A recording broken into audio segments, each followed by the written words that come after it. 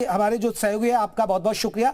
तुषार आप बने रहिए, आगे भी आपसे कुछ अपडेट लेंगे खबरों पर। आगे बढ़ते और बात करते बड़ी खबर की। बांग्लादेश में हिंदुओं के दमन पर यूपी के सीएम योगी ने बड़ा बयान दिया है। योगी ने कहा कि जब तक जिन्ना का जिन्न जब तक रहेगा तब तक ऐसी अराजकता रहेगी। योगी ने कहा कि बांग्लादेश में जिनको मारा जा रहा है वो सब दलित तबके के हैं। योगी ने कहा कि बांग्लादेश में कट्टरपंथी ताकतें अल्पसंख्यक आबादी को निशाना बना रही हैं। बांग्लादेश में हिंदू, बौद्ध और अन्य अल्पसंख्यक समुदाय के लोगों को वहां के कट्टरपंथियों के द्वारा मारा जा रहा है, जलाया जा रहा है, उनकी संपत्ति को लूटा जा रहा है, माताओं और बहनों की इज्जत के साथ खिलवाड़ हो रहा है। मैं जानना चाहता हूं कि स्थितियां क्यों आई। याद करना कि जिन्ना का जिन्न जब तक इस धरती पर रहेगा तब तक इस प्रकार की अराजकता लगातार डसती रहेगी, गरीबों को, वंचितों को, शोषितों को। और यही दृश्य हम वहां देख रहे हैं जो पाप 1947 में देश के विभाजन के रूप में हम सबके सामने आया था। आज उसका एक बदसूरत रूप फिर से हमारे सामने बांग्लादेश के रूप में है। चलिए तुषार हमारे साथ, हमारे सहयोगी और ज्यादा अपडेट के साथ जुड़े हैं। तुषार, लगातार बांग्लादेश को लेकर सीएम योगी अटैकिंग मोड में नजर आ रहे हैं। कल भी उन्होंने बाबर की बात कही और बांग्लादेश का मुद्दा उठाया और संभल का उठाया। उन्होंने कहा कि ये सब डीएनए एक जैसा है। बिल्कुल, देखिए सीएम योगी या फिर यूं कहें कि भाजपा के तमाम नेता बांग्लादेश के मुद्दे पर लगातार बोल रहे हैं, लेकिन इनका आरोप है बीजेपी के तमाम नेताओं का भी कि विपक्ष का कोई नेता बांग्लादेश के मुद्दे पर क्यों नहीं बोल रहा है।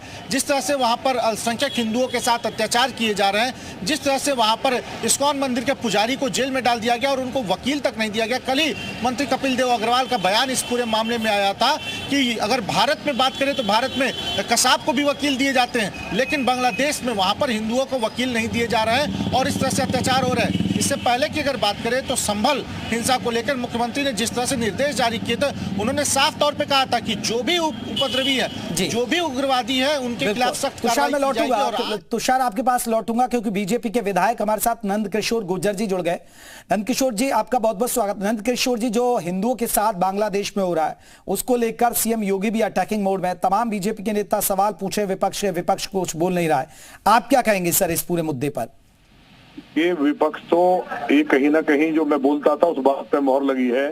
जो पार्टी समाजवादी पार्टी की आप बात कर रहे हैं, जो पहली ऐसी पार्टी है कि जो सरकार आने के बाद दुनिया में कोई इस तरह लोकतंत्र में नहीं होगा कि वहाँ जो आतंकवादी जिन्होंने बम विस्फोट करके लोगों की जान ली उनको रिहा कर जो आदेश देती हो, जिसको माननीय न्यायालय को रोकना पड़ता हो, तो ये पार्टी आज इनके मुंह में दही जम गई है। ना तो संभल पे जो दंगाई है उनको ये जाकर के वहाँ 5-5 लाख रुपए दे रहे हैं। एक हमारा यादव भाई, इन्हीं दंगाइयों ने, पान बेचने वाले खान ने उसे मार दिया, वहां एक नहीं गया यादव के साथ। तो पूरे देश में जितने भी ये इस तरह के संगठन है, जो पार्टियां हैं, इनकी मान्यता रद्द होनी चाहिए। और माननीय योगी जी ने जो कहा है वो सही कहा है। बांग्लादेश में तो इनकी पार्टी चुनाव नहीं लड़ती, लेकिन इनको लगता है कि इन बातों से भी मुस्लिम वोट हमें नहीं मिलेगा। लेकिन नंद किशोर जी, विपक्ष कहता है कि अब तो देखिए केंद्र में इनकी सरकार है तो सरकार दबाव बनाए, सरकार कोई एक्शन ले। नहीं, विपक्ष कौन बोला है कि अखिलेश यादव जी का बयान आया कि बांग्लादेश के खिलाफ कार्रवाई होनी चाहिए, वह गलत हो रहा है। नहीं, कार्रवाई नहीं कहते, वो कहते हैं कि प्रदर्शन करना तो जाके प्रधानमंत्री आवास पे करें।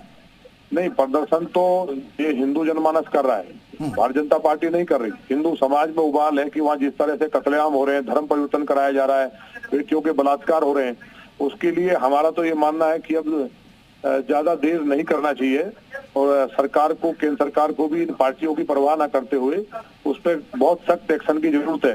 क्योंकि माननीय योगी जी ने जो कहा है वो बिल्कुल सही कहा है कि जो जिन्ना का जिन्न इनके सर पे जो सवार हो गया है इन पार्टियों की, चाहे कांग्रेस है, चाहे टीएमसी है या समाजवादी पार्टी या अन्य पार्टियां हैं, कि जो हमेशा बात हो जाएगी तो इनको दिखाई देता है कि संभल में अल्पसंख्यक मारे गए तो हम मुआवजा देंगे।